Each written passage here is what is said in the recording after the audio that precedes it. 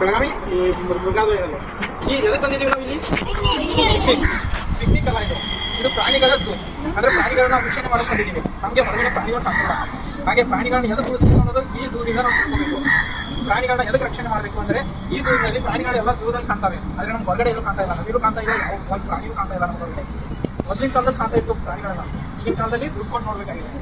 ಮತ್ತೆ ನಾವು ಪರಿಸರ ನಾವೇ ಉಳಿಸ್ತಾ ಇಲ್ಲ. ಹಾಗಾಗಿ ಪ್ರಾಣಿಗಳೆಲ್ಲ ನಾಶ ಆಗ್ತಾ ಇದ್ದಾವೆ. ಇವಾಗ ಗೋಪಿ, ಕಾಗೆ, ಗರುಡ ಇವೆ ಅವು ನಮಗೆ ಕಣ್ಣಿಗೆ ಹೆಚ್ಚು ಕಾಣ್ತಾ ಇದ್ದಾವೆ. ಯಾಕೆ ಮೊಬೈಲ್ ಯೂಸ್ ಮಾಡ್ತಾ ಇದ್ದೀವಿ, ಮೊಬೈಲೆಲ್ಲ ಎಲ್ಲ ನೋಡ್ತಾ ಇದ್ದೀವಿ. ಹಾಗಾಗಿ ಪ್ರಾಣಿಗಳು ಎಲ್ಲೂ ನಮ್ಗೆ ಕಾಣ್ತಾ ಇಲ್ಲ. ಝೂಗೆ ದುಡ್ಕೊಂಡು ನೋಡ್ಬೇಕಾಗುತ್ತೆ. ಈಗ ನಾವು ಗಿಡ ಮರಗಳನ್ನ ಬೆಳೆಸ್ಕೊಂಡು ಹೋದ್ರೆ ಪ್ರಾಣಿಗಳು ಇನ್ನಷ್ಟು ಬೆಳೆಯುತ್ತವೆ. ಪ್ರಾಣಿಗಳು ನಮ್ಗೆ ಎಲ್ಲನೂ ನೋಡಕ್ಕಿದ್ದಾವೆ. ಇವಾಗ ಜಲಪಾತಗಳು ಸಿಗ್ತವೆ ನೋಡೋಕ್ಕೆ, ಮಳೆ ಆಗುತ್ತೆ, ರೈತರಿಗೆಲ್ಲ ಬೆಳೆ ಬರುತ್ತೆ, ಎಲ್ಲರಿಗೂ ಒಳ್ಳೇದಾಗುತ್ತೆ ಅಲ್ವಾ. ನಾವೇನು ಮಾಡಬೇಕು, ಗಿಡ ಮರಗಳನ್ನು ಬೆಳೆಸಬೇಕು, ನಾಶ ಮಾಡಬಾರ್ದು. ಗಿಡ ಮರಗಳನ್ನ ಬೆಳೆಸಬೇಕು. ಆನಂತರ ಪ್ರಾಣಿಗಳನ್ನು ರಕ್ಷಣೆ ಮಾಡಬೇಕು. ಇವಾಗ ಮನೆಯಲ್ಲಿ ಯಾವ ಪ್ರಾಣಿಗಳನ್ನ ಸಾಕಿದ್ದೀವಿ.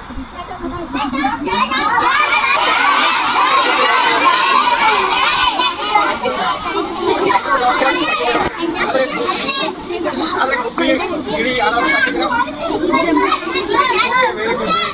ಯಾಕಂದ್ರೆ ನಾವು ಮೊಬೈಲ್ ಯೂಸ್ ಮಾಡೋದ್ರಿಂದ ನಾವು ನೆಟ್ವರ್ಕಿನಿಂದ ನಮ್ಮ ಪಕ್ಷಿಗಳೆಲ್ಲ ಹೋಗ್ತಾ ಇದ್ದಾವೆ. ಇವಾಗ ನೀವು ದುಗ್ಗಾಳ ಇಲ್ಲಿ ನೋಡಿದ್ದೀರಾ, ದುಗ್ಗಾಳ ಇಲ್ಲಿ ಈ ಪ್ರದೇಶದಿಂದ ಪಕ್ಷಿಗಳು ಬರ್ತಾ ಇದ್ವು. ಇವಾಗ ಯಾವ ಬರ್ತಾ ಇಲ್ಲ, ಅದು ನಾಶ ಆಗಿ ಹೋಗಿದೆ. ಅದರ ಬಗ್ಗೆ ಯಾವುದೂ ಗಮನ ಹರಿಸ್ತಾ ಇಲ್ಲ. ಅದೊಂದು ನಾಶ ಆಗಿದೆ. ಇದೇನು ಎಲ್ಲರೂ ಒಂದು ಕಲ್ಪಡ್ತಾ ಇದ್ದಾರೆ. ಬಟ್ ಆ ಕಡೆ ನಮ್ಮ ಇದು ಯಾರು ಕಾಪಾಡ್ತಾ ಇಲ್ಲ. ಯಾಕಂದ್ರೆ ಅದು ಯಾರು ಕೇರ್ ಮಾಡ್ತಾ ಇಲ್ಲ. ಎಲ್ಲ ಹೋಗ್ತಿದ್ದಾವೆ ನಮ್ಮ ಪ್ರಾಣಿ ಪಕ್ಷಿಗಳು. ಹೊರದೇಶದಿಂದ ಪಕ್ಷಿಗಳು ಬರ್ತಾ ಇದ್ವು. ಎಷ್ಟೋ ಜನ ನಾವು ಸಣ್ಣಾಗಿರ್ತಾರೆ, ಎಷ್ಟೋ ಜನ ನೋಡಕ್ ಹೋಗ್ತಾ ಇದ್ವಿ. ಇವಾಗ ಯಾರು ಪಕ್ಷಿಗಳೇ ಬರ್ತಾ ಇಲ್ಲ. ಕಾರಣ ಏನು, ಎಲ್ಲ ನಾಶ ಆಗ್ತಾ ಇದೆ. ಗಿಡ ಮರಗಳನ್ನು ನಾವೇ ಬಿಡ್ತಾ ಇದ್ದೀವಿ, ನಾವೇ ಶಿಕ್ಷಣ ಮಾಡ್ತಾ ಇದ್ದೀವಿ ರಾಜ್ಯಕ್ಕೆ, ದೇಶಕ್ಕೆ. ಹಾಗಾದ್ರೆ ಯಾರು ಬೆಳೆಸಬೇಕು, ನಾವೇ ಬೆಳೆಸ್ಬೇಕಾನೆ. ಎಲ್ಲರೂ ಗಿಡಗಳನ್ನ ಬೆಳೆಸ್ತೀರಾ, ಪ್ರಾಣಿಗಳನ್ನ ಬೆಳೆಸ್ತೀರಾ? Okay, very good. ಆಯಿತು, ತುಂಬ ಧನ್ಯವಾದಗಳು. ಪ್ರಾಣಿ ಪಕ್ಷಿಗಳನ್ನ ಬೆಳೆಸಿ ಹೀಗೆ ಎಲ್ಲರೂ ಚೆನ್ನಾಗಿದೆ. ನಿಮ್ಮ ಆರೋಗ್ಯಕ್ಕೂ ಒಳ್ಳೆಯದು. ಪ್ರಾಣಿ ಪಕ್ಷಿಗಳನ್ನ ನಿಮ್ಮ ಆರೋಗ್ಯಕ್ಕೂ ಒಳ್ಳೆಯದು.